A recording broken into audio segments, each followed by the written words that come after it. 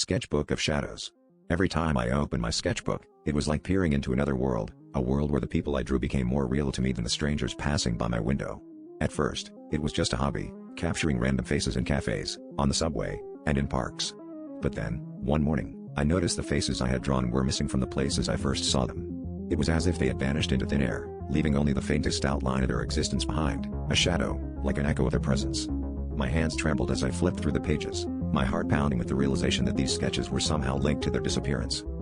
As the days turned into a blur of anxiety and paranoia, the weight of what I had discovered pressed heavily on my conscience. I stopped drawing, hoping that would break the cycle, but the shadows of those I had already sketched began to haunt me. They stretched across the walls of my apartment, growing longer and more distorted with each passing night, as if trying to pull me into their void.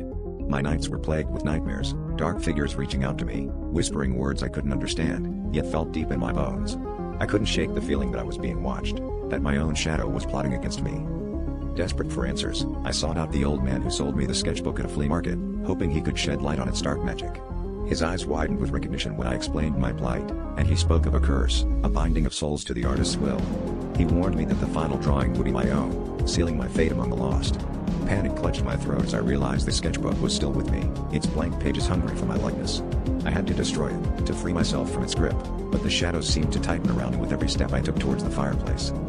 In a final, desperate act, I hurled the sketchbook into the flames, watching as it curled and blackened, the shadows screaming silently as they vanished into smoke.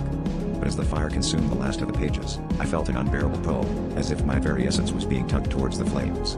I glanced down to see my shadow, no longer my own, stretching towards the fire with a life of its own. The last thing I heard was a whisper on the wind, a chilling promise of reunion, as my vision faded into darkness, leaving behind nothing but my own shadow etched against the wall.